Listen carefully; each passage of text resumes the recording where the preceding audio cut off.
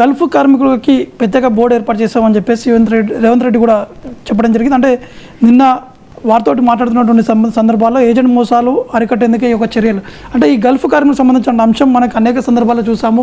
అంటే ఇది సాధ్యం అవుతుందంటారా సార్? ఎందుకు సాధ్యం కాదండి. ఇప్పుడు అమెరికాలో భారతీయులు పనిచేస్తున్నారు, కొన్ని లక్షల మంది పనిచేస్తున్నారు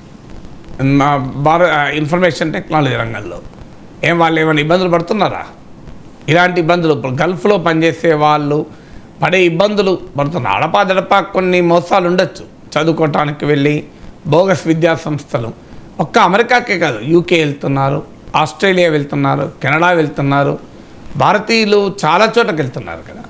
సో గల్ఫ్ కార్మికులకు మాత్రమే ఈ పరిస్థితి ఎందుకు రావాలి అంటే అక్కడ సంథింగ్ ఈజ్ రాంగ్ కదా. ఇది తెలంగాణ ఉద్యమ కాలం నుంచి ఉన్న డిమాండ్. ఇది నేను 93లో the Independent and Times of India వాళ్ళ పత్రికకు రాసేవాడిని, స్పెషల్ కరెస్పాండెంట్గా ఇక్కడ నుంచి రాసేవాడిని. ఆ రోజుల్లో రాశాను నేను గల్ఫ్ బాధితుల గురించి. అంటే అప్పుడు ఇరాక్ యుద్ధం వచ్చింది, వాళ్ళు ఇండియాకు తిరిగి వచ్చారు. సో ఇక్కడ పశ్చిమాసియాలో జరిగే ఏ చిన్న పరిణామం జరిగినా వీరికి ఎఫెక్ట్ అవుతుంది. అక్కడ ప్రభుత్వాల విధానాలు మారినా, అక్కడ ఆర్థిక రాజకీయ సామాజిక అస్థిరత ఏర్పడినా దీనివల్ల వీరి ఉద్యోగ భద్రత సమస్య వస్తుంది. అంటే అడుగడుగున సమస్య. మొదటి సమస్య ఏంటంటే హైలీ అన్రెగ్యులేటెడ్ ఎంప్లాయ్మెంట్. సో ఇక్కడ ఎవరో ఏజెంట్లు ఉంటారు.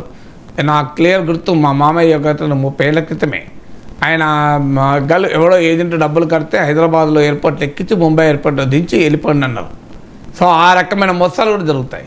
సో ఈ ఏజెంట్లు అంటే ఎవరి ద్వారా వీరు ఉద్యోగాలకు పోతున్నారు, అక్కడ ఎవరు ఉద్యోగంలో పెట్టుకుంటున్నారు, ఇది కనుక రెగ్యులేట్ చేయగలిగితే, ఎందుకంటే మన దేశానికి గల్ఫ్ దేశాలకు డిప్లొమాటిక్ రిలేషన్స్ ఉంటాయి, అక్కడ మన ఎంబసీలు ఉంటాయి.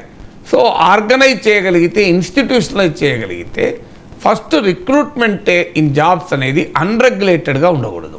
అన్రెగ్యులేటెడ్గా ఉన్నప్పుడు ఈ మోసాలకు దారితీస్తుంది. అంటే ఇక మీరు అక్కడికి పోయినాక మీకు ఇంత జీతం వస్తుందని చెప్తారు, ఆడిపోతే జీతం రాదు. మీకు ఇంకో ఈ ఫెసిలిటీస్ ఉంటాయి అని చెప్తారు, ఆడిపోతే ఫెసిలిటీస్ ఉండవు, హారిబుల్ కండిషన్స్ ఉంటాయి.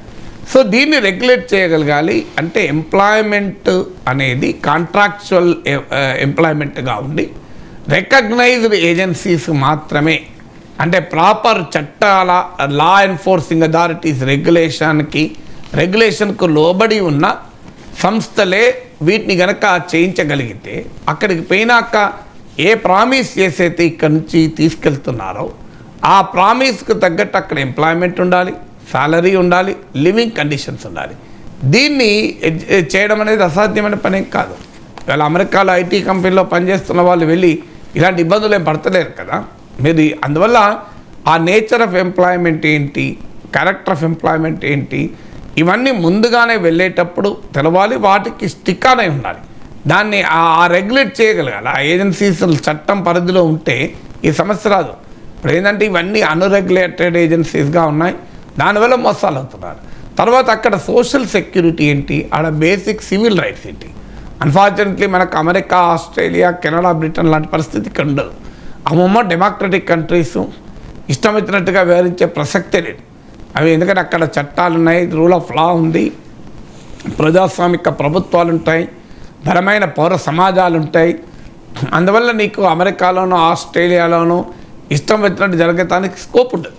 కానీ గల్ఫ్ దేశాలకు వచ్చేవరకు ఇవన్నీ రాచరిక వ్యవస్థలు, మిలిటరీ రాజ్యాలు, నిరంకుశ రాజ్యాలు. సో ఇక్కడ ప్రజలకు కనీసమైన హక్కులు ఉండవు, పౌర హక్కులే అక్కడ ప్రజలకు ఉండవు. ఇక మన ప్రజలకు హక్కులు ఎక్కడి. అందువల్ల ఫారిన్ అక్కడ ఎకానమీకి ఒక పెద్ద ఎత్తున మన వాళ్ళు కంట్రిబ్యూట్ చేస్తున్నారు. దాంతోపాటు మన ప్రభుత్వానికి, మోడీ ప్రభుత్వానికి అరబ్ దేశాలతో మంచి దౌత్యపరమైన సంబంధాలు కూడా ఉన్నాయి. అందువల్ల అక్కడ సోషల్ సెక్యూరిటీ, ఎకనామిక్ సెక్యూరిటీని అక్కడ చట్టాలు అమలయ్యేలా, కనీస కార్మిక చట్టాలు అమలయ్యేలా భారత ప్రభుత్వం దౌత్యపరంగా చొరవ తీసుకోవాలి. ఇప్పుడు పోయినాక 16 గంటలు 17 గంటలు పని చేయించుకొని అతి భయంకరమైన పని. ఇప్పుడు మహిళలు పోతారు డొమెస్టిక్ హెల్ప్గా, వారికి పైన ఏ రకమైన సేఫ్టీ సెక్యూరిటీ ఉండాలి, ఎవరు ఇంట్లో పోయి పనిచేస్తారు. సో అందువల్ల ఒక సోషల్ ఎకనామిక్ సెక్యూరిటీ అనేది వారికి ఉద్యోగం చేస్తున్న సమయంలో ఉండాలి. తర్వాత ప్రమాదవశాత్తు ఏమైనా జరిగితే, లేదా అక్కడ ఏదైనా ఒక చిన్న నేరం చేస్తారన్న ఆరోపణ పైన ఏళ్ల తరబడి జైల్లో ఉంటున్నటువంటి పరిస్థితి ఉంది. ఎందుకంటే అక్కడ డెమోక్రటిక్ కంట్రీస్ కాదు కనుక అక్కడ మతరాజ్యాలు కనుక ఆడ చట్టాలు కూడా చాలా దారుణంగా ఉంటాయి. ఆ చట్టాలను ప్రశ్నించేటువంటి పరిస్థితి కూడా ఉండదు. న్యాయ వ్యవస్థ మనలాగా ఓ ఇండిపెండెంట్ జ్యుడిషియరీ, ఇండిపెండెంట్ మీడియా ఇవేవి ఉండవు కనుక అక్కడ ఫెయిర్ జస్టిస్ కూడా దొరకడం అంత సులభం కాదు.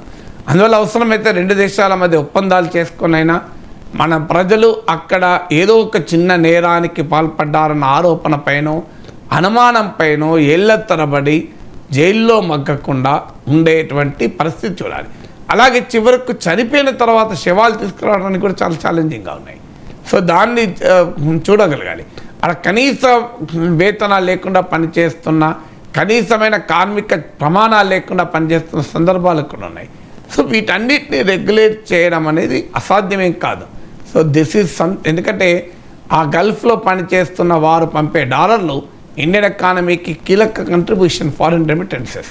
సో అందువల్ల ఆ ఫారిన్ రెమిటెన్సెస్ వల్ల ప్రయోజనం పొందుతున్న దేశాలు, మన బిడ్డలు పొట్టచేత పట్టుకొని పని కొరకు, ఉపాధి కొరకు, జీవనోపాధి కొరకు ఇతర దేశాలకు వెళ్తుంటే వారి పట్ల మన ప్రభుత్వాలకు ఒక సామాజిక బాధ్యత ఉంటుంది కదా.